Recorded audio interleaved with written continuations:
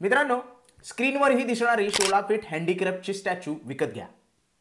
तुम्ही कन्फ्यूज आणि आश्चर्यचकित झाला आहात का की तुम्ही कुठल्या वेगळ्या व्हिडिओवर किंवा चुकीच्या व्हिडिओवर आला आहात? तर त्यासाठी मी माफी मागतो। ॲक्च्युअली हे एक कन्फ्युजिंग स्टेटमेंट आहे आणि त्याचा काहीही सेन्स बनत नाही। मित्रांनो, जर तुम्हाला कोणी सांगितलं की शोलापीठ हँडीक्राफ्ट स्टॅच्यू विकत घ्या आणि ते काय आहे हे जरी माहित असेल तरी तुम्ही त्यावर ऍक्ट करू शकणार नाही। का माहिती आहे का? तुम्हाला उत्तर जरी माहित असलं तरी पण मला एक्सप्लेन करू द्या, कारण आपण दोघं एकाच पेजवर आहोत। सगळ्यात महत्त्वाचं म्हणजे ते कुठून विकत घ्यायचं याची खात्री तुम्हाला नसते।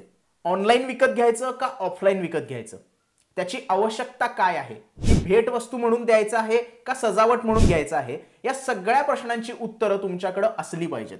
तर आपण कधीही शोलापीठ हँडीक्राफ्ट स्टॅच्यू विकतच घेतलेला नाहीये असं समजूया, आणि ही गोष्ट तुमच्यासाठी आणखीच कठीण होऊन जाईल, बरोबर आहे ना? मित्रांनो, मी ज्या मुद्द्यावर जोर देण्याचा प्रयत्न करत आहे तो म्हणजे एखादी वस्तू विकत घेण्याच्या अगोदर त्या वस्तूबद्दलची सगळी माहिती आपल्याकडे असणे खूप जास्त गरजेचं आहे। इन्व्हेस्टमेंट करताना तसेच काही असतं। आपल्या मागच्या व्हिडिओमध्ये आपण म्युच्युअल फंडचे प्रकार काय आहेत, विविध प्रकारे म्युच्युअल फंड मध्ये तुम्ही इन्व्हेस्टमेंट कशी करू शकता, म्युच्युअल फंड म्हणजे काय आहे याबद्दलची बरीच माहिती बघितलेली आहे। आणि जर ती बघितली नसेल तर डिस्क्रिप्शन मध्ये लिंक अवेलेबल आहे, तो व्हिडिओ तुम्ही जाऊन बघू शकता। पण असं लक्षात आलं की ही सगळी जी माहिती आहे ती प्रायमरी इन्व्हेस्टमेंट सुरू करण्यासाठी पुरेशी नाहीये।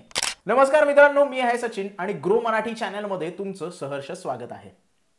मित्रांनो, आजच्या या व्हिडिओमध्ये आपण म्युच्युअल फंड तुम्ही कोणत्या कोणत्या पद्धतीने बाय करू शकता याच्याबद्दल चर्चा करणार आहोत।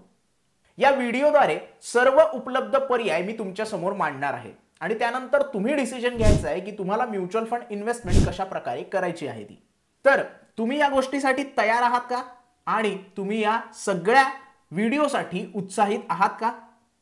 चला तर मग सुरू करूया। पण त्यापूर्वी तुम्ही ग्रो मराठी चॅनलला सबस्क्राइब केला आहे की नाही याची खात्री करून घ्या, कारण पर्सनल फायनान्स बद्दल बरेच व्हिडिओ आम्ही तुमच्या समोर आणत असतो।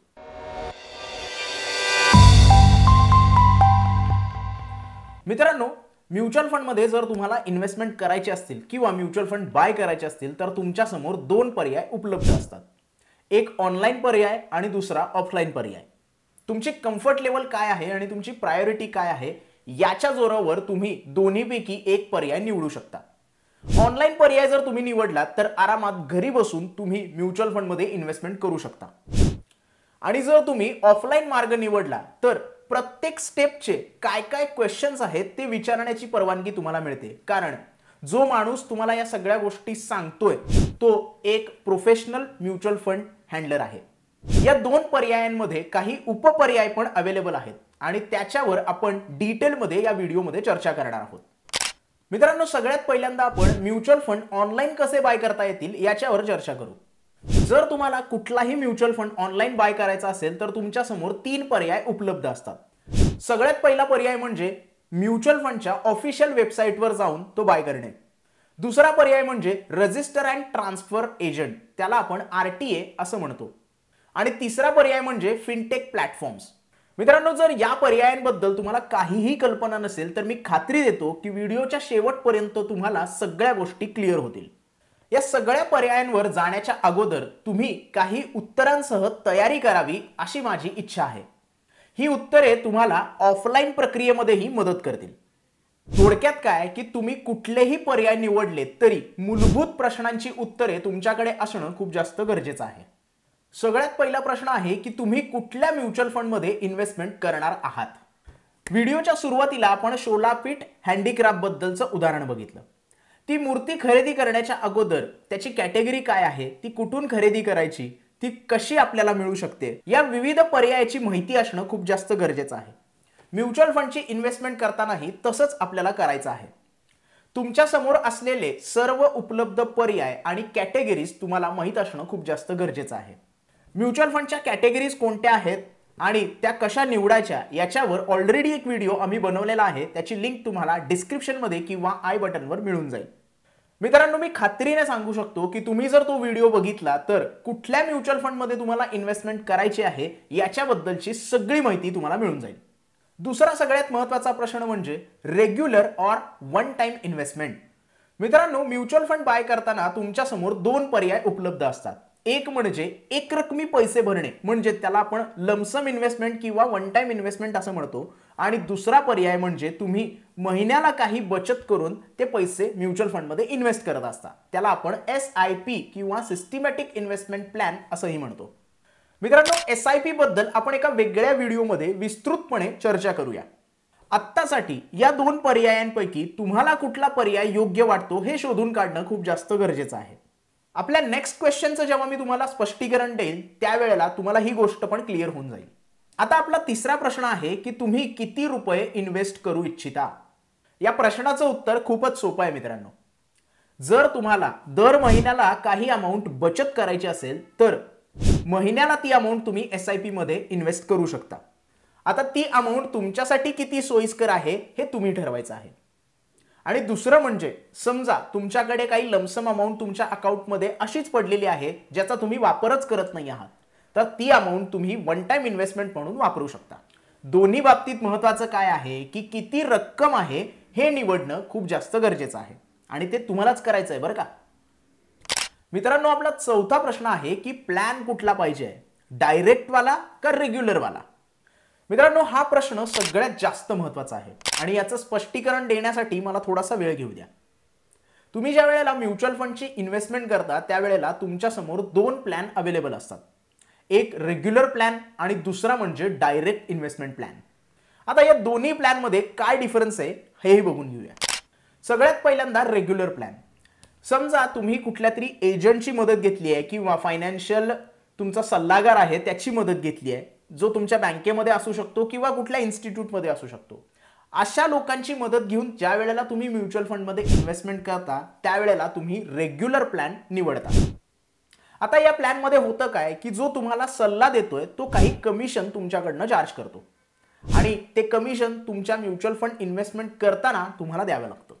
आता ही जी अमाऊंट असते ती तुमचा पूर्ण जो काही प्रॉफिट असतो त्यातून कट केली जाते. दुसरा ऑप्शन आहे डायरेक्ट प्लॅन. आता डायरेक्ट प्लॅन म्हणजे तुम्ही कुठलाही आर्थिक सल्लागारमध्ये घेत नाहीये, कुठल्याही ॲसेट मॅनेजमेंट कंपनीची मदत घेत नाही आहात आणि ग्रो सारख्या प्लॅटफॉर्मद्वारे म्युच्युअल फंडमध्ये डायरेक्टली इन्व्हेस्ट करत आहात तुम्ही स्वतः. इथे तुम्हाला कुठलंही कमिशन देण्याची गरज नाहीये. तुम्ही स्वतः म्युच्युअल फंड निवडू शकता, वेगवेगळ्या AMCचे म्युच्युअल फंड निवडू शकता आणि त्याच्यामध्ये इन्व्हेस्टमेंट करू शकता. म्युच्युअल फंडच्या फीच्या बाबतीत विचार केला तर डायरेक्ट म्युच्युअल फंडची जी फी असते ती कमी असते. मित्रांनो, जरी डायरेक्ट प्लॅनची फी कमी असली तरी तो पर्याय निवडणे हे विचार करण्यासारखे नाहीये, बरोबर. तुम्ही तुमचं उत्तर आधीच फायनल केलं आहे का. तर मित्रांनो थांबा. इन्व्हेस्टमेंटच्या बाबतीत सगळ्याच गोष्टी ब्लॅक किंवा व्हाईट नसतात. जर रेग्युलर म्युच्युअल फंडची फी जास्त आहे तर त्याच्या मागेही काही कारणं आहेत. रेग्युलर म्युच्युअल फंडमध्ये जी तुम्ही फी भरता ती तुमच्या वितरकाकडे जाते, कारण त्याला एक भूमिका बजावायची असते. मार्गदर्शन करणे आणि तुम्हाला योग्य सल्ला देणे ही ती भूमिका असते. या भूमिकेचा विशेषतः नवीन इन्व्हेस्टरला खूप जास्त फायदा होतो, कारण त्यांना कुठल्याही गोष्टीचा क्लिअरन्स नसतो, त्यांना कुठे इन्व्हेस्टमेंट करायची माहीत नसतं आणि अशा वेळेला हे फायनान्शियल जे सल्लागार असतात ते तुमची मदत करतात. जेव्हा मार्केट वोलाटाईल असतो, कधी जास्त वर कधी जास्त खाली असतो, त्यावेळेला नवीन इन्व्हेस्टर कायम कन्फ्यूज होतो आणि अशा वेळेला हे फायनान्शियल सल्लागार तुमची मदत करतात तुमची इन्व्हेस्टमेंट व्यवस्थित ठिकाणी होण्यासाठी. आता आपण या प्लॅन बद्दल जी चर्चा केली त्यानुसार तुम्ही तुमचा निर्णय घेऊ शकता. तर मित्रांनो, आता तुम्ही तयार आहात. ऑनलाईन मार्गाने म्युच्युअल फंडमध्ये इन्व्हेस्टमेंट करायच्या पर्यायावर आता आपण परत येऊया. सगळ्यात पहिल्यांदा आपण ऑनलाईन मार्गाने तुम्ही म्युच्युअल फंडमध्ये इन्व्हेस्टमेंट कशी करू शकता याच्यावर चर्चा करूया. तर आपल्याकडे भारतात 44 ॲसेट मॅनेजमेंट कंपनीज आहेत. तुम्हाला नेमका कुठला म्युच्युअल फंड बाय करायचा आहे हे जर तुम्हाला ठरवायचं असेल तर या 44 ॲसेट मॅनेजमेंट कंपनीच्या ऑफिशियल वेबसाईटवर तुम्हाला जावे लागेल आणि तुम्हाला ज्या म्युच्युअल फंडमध्ये इंटरेस्ट आहे त्याच्यामध्ये तुम्ही त्यांच्या वेबसाईटवरनं इन्व्हेस्टमेंट करू शकता. तर आपण एका एक्झाम्पलनं सुरुवात करूया. तुम्ही जो म्युच्युअल फंड शॉर्टलिस्ट केला आहे त्याचं नाव आहे Kotak blue chip mutual fund.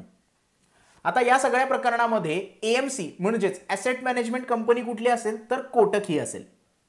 आता तुम्हाला म्युच्युअल फंडचे युनिट्स जर खरेदी करायचे असतील तर यांच्या वेबसाईटला भेट द्यावी लागेल. कोटक AMCच्या वेबसाईटवरच्या सगळ्या स्टेप आपण इथे बघणार आहोत. बाकीच्या वेबसाईटवर पण कमी अधिक प्रमाणात सगळ्या स्टेप अशाच असतात. तुम्ही स्क्रीनवर दिलेल्या कोटक म्युच्युअल फंडच्या वेबसाईटला व्हिजिट करू शकता. होम पेजवर आल्यानंतर इक्विटी फंडच्या अंडर तुम्हाला तुमचा फंड मिळून जाईल. काही प्रकरणामध्ये तुम्हाला तो सर्च बॉक्समध्ये सर्च करावा लागेल, म्हणजे प्रॉपर त्याचं नाव तुम्हाला टाईप करावं लागेल आणि त्यानंतर तो तुम्हाला तुमच्या समोर बघायला मिळेल. तुम्हाला हवे असलेल्या म्युच्युअल फंडला ओपन केल्यानंतर इन्व्हेस्ट नाऊ वर तुम्हाला क्लिक करायचं आहे. पुढे गेल्यानंतर तुम्हाला दोन पर्याय बघायला मिळतील, SIP आणि लमसम. ऍक्च्युअल तुम्हाला फंड बाय करायच्या अगोदर तुमचा ईमेल ॲड्रेस, तुमचा पॅन नंबर, तुमचा मोबाईल नंबर AMC बरोबर रजिस्टर करावा लागेल आणि तुमचं अकाउंट ओपन करावं लागेल. अकाउंट ओपन करण्यासाठी प्राथमिकता तुम्हाला तुमचा ईमेल ॲड्रेस आणि फोन नंबर एंटर करायला सांगितलं जाईल. फायनल स्टेप असेल KYC कंप्लीट करणं. KYC म्हणजे काय की नो युअर कस्टमर. या स्टेपमध्ये तुम्हाला तुमचा पॅन कार्ड नंबर, तुमची डेट ऑफ बर्थ आणि इतर काही गोष्टी विचारल्या जातील त्या तुम्हाला तिथे एंटर कराव्या लागतील. प्रत्येक KYC प्रक्रिया AMC टू AMC बदलू शकते किंवा वेगळी असू शकते, परंतु सगळ्या AMC प्लॅटफॉर्मवर पॅन कार्ड नंबर आणि डेट ऑफ बर्थ ही कॉमन गोष्ट आहे. शिवाय आधार कार्ड नंबर ही तुम्हाला विचारला जाऊ शकतो. KYC कंप्लीट झाल्यानंतर तुम्ही इन्व्हेस्टमेंटसाठी जी रक्कम भरणार आहात ती रक्कम तुम्ही आता पे करू शकता. यशस्वी पेमेंट झाल्यानंतर तुम्हाला कन्फर्मेशनचं एक नोटिफिकेशन येईल आणि तुम्हाला त्याद्वारे माहिती होईल की 1 ते 2 दिवसात तुम्हाला म्युच्युअल फंडचे युनिट सुपूर्द केले जातील किंवा अलॉट केले जातील. आणि याचसह तुम्ही तुमच्या फायनान्शियल गोलकडे एक स्टेप पुढे टाकलेला आहे. ही प्रक्रिया खूप सोपी आणि सरळ आहे, बरोबर आहे ना? जेव्हा कधी तुम्ही AMC म्युच्युअल फंड मध्ये इन्व्हेस्टमेंट करायचा विचार कराल त्यावेळेला व्हिडिओच्या या पार्टमध्ये येऊन तुम्हाला सगळी प्रक्रिया सोपी होऊन जाईल. पुढच्या ऑप्शनवर जाण्याच्या अगोदर या ऑप्शनमध्ये एक प्रॉब्लेम आहे, तो तुमच्या समोर मला मांडायचा आहे. आपण कोटक ब्लू चिप मध्ये इन्व्हेस्टमेंट करण्याचा निर्णय घेतला आहे आणि त्यानंतर आपल्याला HDFC मिड कॅप फंड मध्ये जर इन्व्हेस्टमेंट करायची असेल तर तुम्हाला HDFC AMCच्या वेबसाईटवर जाऊन सगळ्या स्टेप परत एकदा फॉलो कराव्या लागतील. म्हणजे परत तिथे अकाउंट ओपन करावं लागेल, परत तिथे KYC व्हेरीफाय करावी लागेल. आणि तुम्हाला वाटत असेल की हे टू मच एफर्ट आहे, तर ही गोष्ट मी आता तुमच्यावरच सोपवतोय. पण जर तुम्ही विचार केला असेल की मला एकापेक्षा जास्त म्युच्युअल फंड मध्ये इन्व्हेस्टमेंट करायची आहे आणि प्रत्येक AMCच्या वेबसाईटवर जाऊन अकाउंट ओपन करणे हे खूप जास्त एफर्ट आहेत, तर तुमच्यासाठी अजून एक पर्याय उपलब्ध आहे. आपल्याला फक्त तो उपाय शोधण्याची गरज असते आणि ते जर तुम्हाला करायचं असेल तर हा व्हिडिओ शेवटपर्यंत बघत राहा. मी तुम्हाला प्रॉमिस करतो की तुम्हाला बेस्ट सोल्युशन मी देईन. मित्रांनो, दुसरा ऑप्शन आहे RTA. मित्रांनो, काही टर्म्स ज्या आहेत त्या अनफॅमिलियर असू शकतात, त्यामुळे काळजी करू नका. मी तुम्हाला हे आधीच सांगितलेलं आहे. आपल्यापैकी बऱ्याच जणांना RTA म्हणजे काय आहे हे माहित नाहीये, त्यामुळे RTAचा जो काही ब्रेकडाऊन आहे तो पहिल्यांदा मी तुमच्या समोर करतो. रजिस्टर अँड ट्रान्सफर एजंट्स म्हणजेच त्याला आपण RTA असं म्हणतो. म्युच्युअल फंडच्या इंडस्ट्रीमध्ये तुमचे जे काही व्यवहार आहेत, जे काही रेकॉर्ड कीपिंग करायचं आहे आणि कस्टमर सर्व्हिस रिलेटेड ज्या काही गोष्टी आहेत त्या सगळ्या RTA मॅनेज करतं. आणि या सगळ्या सेवांपैकी सगळ्यात महत्त्वाची सेवा म्हणजे म्युच्युअल फंड खरेदी करण्यासाठी तुम्हाला मदत करणे. आता यापैकी काही RTA आहेत, ते म्हणजे सगळ्यात पहिला आहे CAMS, दुसरा आहे कार्वी फिनटेक, तिसरा आहे KFin टेक्नॉलॉजीज आणि चौथा आहे कव्हरफॉक्स. RTA द्वारा गुंतवणूक जर तुम्हाला करायची असेल तर सगळ्यात पहिली स्टेप आहे KYC व्हेरिफिकेशन करणं. जर तुम्हाला तुमचं KYC व्हेरिफिकेशन करायचं असेल तर तुम्हाला या RTAच्या वेबसाईटवर भेट द्यावी लागेल. तुम्ही कॅम्स किंवा कार्वी फिनटेकच्या वेबसाईटला भेट देऊ शकता आणि तुमची KYC प्रोसेस कंप्लीट करू शकता. यासाठी सगळ्यात पहिल्यांदा तुम्हाला KYCचा फॉर्म भरणं गरजेचं आहे. आधार कार्ड, पॅन कार्ड, तुमच्या ॲड्रेसचा पुरावा आणि पासपोर्ट साईजचे फोटो तुमच्या जवळ असणं खूप जास्त गरजेचं आहे. त्याचबरोबर इतर काही डॉक्युमेंट्स जर त्यांनी विचारले तर तुमच्याकडे ते असणं गरजेचं आहे आणि त्याची पडताळणी करून घेणं खूप जास्त आवश्यक आहे. ज्या वेळेला तुमचं KYC व्हेरिफिकेशन कंप्लीट होतं त्यावेळेला तुम्हाला युनिक KYC नंबर दिला जातो. यानंतरचे स्टेप्स म्हणजे कॅम्स किंवा कार्वी फिनटेक सारखे RTA पर्याय निवडणे. RTAच्या प्लॅटफॉर्मवर जाऊन तुम्हाला तिथे अकाउंट ओपन करता येईल किंवा तुम्हाला तिथे जर पहिलेच अकाउंट असेल तर तुम्ही लॉग इन करू शकता। त्यानंतर तुमच्या आवडत्या म्युच्युअल फंडची स्कीम तुम्हाला निवडायची आहे आणि शेवटची स्टेप म्हणजे पेमेंट करणं। आता हे पेमेंट करताना तुम्हाला SIP किंवा लमसम हे ऑप्शन तिथेही मिळतात। एकदा का सगळी प्रोसेस कंप्लीट झाल्यानंतर तुम्हाला पेमेंट कंप्लीट करायचं आहे आणि सगळी प्रोसेस कंप्लीट झाल्यानंतर तुम्हाला युनिट मिळाल्याचं नोटिफिकेशन येईल। आता हे युनिट्स तुमच्या अकाउंटमध्ये येण्यासाठी काही वेळ लागू शकतो। RTA मदतीने तुम्ही एकाच छत्राखाली अधिकाधिक म्युच्युअल फंडमध्ये इन्व्हेस्टमेंट करू शकता, पण सगळेच पर्याय इथे अवेलेबल नाहीयेत। मग आता तुम्ही परिपूर्ण ऑनलाईन पर्याय शोधत आहात का? मी तुम्हाला वेट करायला लावणार नाहीये आणि सरळ तिसऱ्या ऑप्शनवर घेऊन जाणार आहे। तर आपला तिसरा ऑप्शन आहे फिनटेक प्लॅटफॉर्म्स। टेक्नॉलॉजी आपल्या दैनंदिन जीवनात खूप महत्त्वाची भूमिका बजावत असते आणि याच गोष्टीमुळे आपल्यासाठी भरपूर काही सोपं झालेलं आहे। म्युच्युअल फंडच्या इन्व्हेस्टमेंटसाठी तुम्ही जर हा तिसरा पर्याय निवडला तर तुमच्यासाठी अजूनही सगळ्या गोष्टी सोप्या होऊन जातात। तुम्हाला जर म्युच्युअल फंडमध्ये सोप्या पद्धतीने इन्व्हेस्टमेंट करायची असेल तर ग्रो सारख्या फिनटेक प्लॅटफॉर्मचा तुम्ही वापर करू शकता। ही जी प्रक्रिया आहे ती तुलनेने बरीच सोपी आहे आणि वेगवेगळ्या प्रकारचे म्युच्युअल फंड तुम्ही एकाच छत्राखाली बाय करू शकता। ग्रो ॲपच्या मदतीने तुम्हाला वेगवेगळ्या म्युच्युअल फंडचे वेगवेगळ्या AMCच्या म्युच्युअल फंडचे ऑप्शन्स अवेलेबल होतात। त्यामुळे तुम्ही Kotak blue chip fund, HDFC mid cap fund किंवा इतर प्रकारचे फंड एकाच वेळेला बाय करणार असाल तर तुम्हाला ही प्रक्रिया अजूनही सोप्या पद्धतीने करता येईल आणि हे सगळे म्युच्युअल फंड ग्रो ॲप्लिकेशनवर उपलब्ध आहेत। सगळ्यात पहिल्यांदा ग्रो ॲप्लिकेशनवर तुम्हाला तुमच्या ईमेल आयडीच्या मदतीने रजिस्ट्रेशन कंप्लीट करायचं आहे। रजिस्ट्रेशन कंप्लीट झाल्यानंतर तुम्ही लॉग इन करू शकता आणि तुमचं अकाउंट सेटअप करून KYC प्रोसेस कंप्लीट करू शकता। अकाउंट सेटअपची प्रोसेस खूपच सोपी आहे आणि काही मिनिटात ती कंप्लीट होते। एकदा का ती पूर्ण झाली की तुम्ही ग्रो ॲप्लिकेशनवर परत एकदा लॉग इन करू शकता आणि मी आता ज्या स्टेप तुम्हाला सांगणार आहे त्या स्टेप फॉलो करून म्युच्युअल फंडमध्ये इन्व्हेस्टमेंट करू शकता। लॉग इन केल्यानंतर सगळ्यात पहिल्यांदा तुम्हाला म्युच्युअल फंडचा सेक्शन सिलेक्ट करायचा आहे आणि त्यामध्ये तुम्ही ज्या म्युच्युअल फंडमध्ये इन्व्हेस्टमेंट करणार आहात त्याला सिलेक्ट करायचं आहे। त्यानंतर तुमच्या समोर लमसम आणि SIP हे दोन ऑप्शन अवेलेबल होतील। जो तुम्हाला योग्य वाटतो तो ऑप्शन तुम्हाला निवडायचा आहे। तुम्हाला किती अमाउंट इन्व्हेस्ट करायची आहे ती अमाउंट तुम्हाला तिथे एंटर करायची आहे। त्यानंतर सगळ्या गोष्टी कन्फर्म करून तुम्हाला पेमेंट करायचं आहे। पेमेंट पूर्ण झाल्यानंतर तुम्हाला एक नोटिफिकेशन येईल की तुमचा म्युच्युअल फंड बाय झालेला आहे। या सगळ्या गोष्टी एखाद्या जादूसारख्या काम करतात। सगळ्या स्टेप एकदम सोप्या आहेत।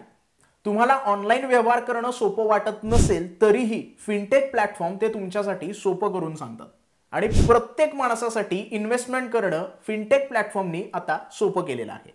मित्रांनो, इन्व्हेस्टमेंटसाठी किंवा कुठेही जेव्हा पैशाचा व्यवहार येतो त्यावेळेला आपल्यापैकी बरेचसे जण म्हणतात की मला ही इन्व्हेस्टमेंट किंवा हा पैशाचा व्यवहार समोरासमोर करायचा आहे। तर हे नेहमीच ऑनलाईन विरुद्ध ऑफलाईन असं नसतं बरं का। हा प्रत्येकाचा वैयक्तिक प्रश्न असतो। काही जणांना ऑनलाईन इन्व्हेस्टमेंट करायला आवडते तर काही जणांना ऑफलाईन इन्व्हेस्टमेंट करायला आवडते। तर मित्रांनो, तुम्ही पण अशा लोकांपैकी आहात ज्यांना ऑफलाईन मार्गाने म्युच्युअल फंडमध्ये इन्व्हेस्टमेंट करायची आहे तर त्याची प्रक्रिया मी आता तुम्हाला सांगणार आहे। ऑफलाईन मार्गाने म्युच्युअल फंड इन्व्हेस्टमेंट करायसाठी तुम्हाला त्या पर्टिक्युलर म्युच्युअल फंडच्या AMCच्या ऑफिसला भेट द्यावी लागेल किंवा RTAच्या ऑफिसला तुम्हाला भेट द्यावी लागेल। अल्टरनेटिव्हली तुम्ही तुमच्या बँकमध्ये जाऊ शकता। RTA ऑफिसचं तर मगाशी मी सांगितलंच। म्युच्युअल फंड जो कोण अधिकृत सल्लागार आहे त्याच्याकडेही तुम्ही जाऊ शकता, म्हणजे म्युच्युअल फंडचे जे एजंट्स असतात त्यांच्याकडेही तुम्ही जाऊ शकता किंवा त्यांच्या ऑफिसमध्येही भेट देऊ शकता। एकदा का तुम्ही त्यांच्या ऑफिसमध्ये पोहोचला की त्यांचे जे काही सल्लागार असतात ते तुम्हाला म्युच्युअल फंड कुठला चांगला आहे आणि त्याची शेवटची प्रोसेस म्हणजे पेमेंटची प्रोसेस कंप्लीट करण्याबद्दलची सगळी माहिती तुम्हाला देतो। ही प्रक्रिया कमी अधिक प्रमाणात ऑनलाईन सारखीच असते। इथेही तुम्हाला अकाउंट ओपन करणं आणि KYCची प्रोसेस कंप्लीट करणं अनिवार्य आहे। महत्त्वाचा फरक एवढाच आहे की ऑनलाईन प्रक्रिया करताना आपण सगळे जे डॉक्युमेंट्स आहेत ते डिजिटली प्रोव्हाइड करतो आणि ऑफलाईन प्रक्रियेमध्ये प्रत्येक डॉक्युमेंट्सची प्रत तुम्हाला तिथे घेऊन जावी लागते। या ऑफिसेसना भेट देण्याच्या अगोदर तुमच्याकडे काही महत्त्वाची कागदपत्रे असणं खूप जास्त गरजेचं आहे। त्यापैकी आयडेंटिटी प्रूफ म्हणून तुमच्याकडे पासपोर्ट असणं, ड्रायव्हिंग लायसन असणं किंवा आधार कार्ड असणं खूप जास्त गरजेचं आहे। म्हणजे या सगळ्याची एक फोटोकॉपी तुम्ही घेऊन जाऊ शकता।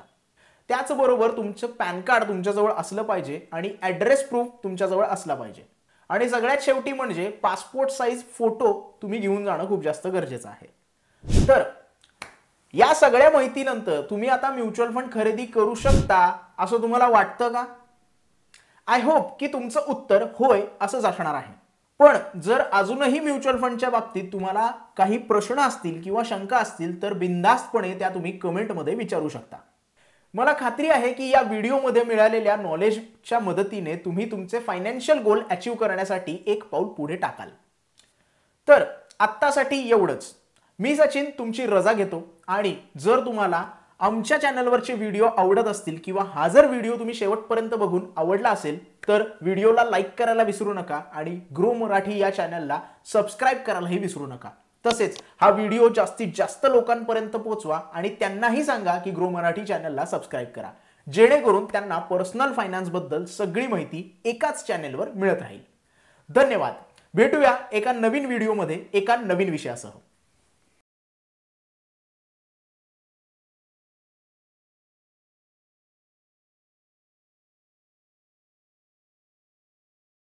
Investment in securities market are subject to market risks. Read all the related documents carefully before investing. Please read the risk disclosure documents carefully before investing in equity shares, derivatives, mutual fund, and or other instruments traded on the stock exchanges.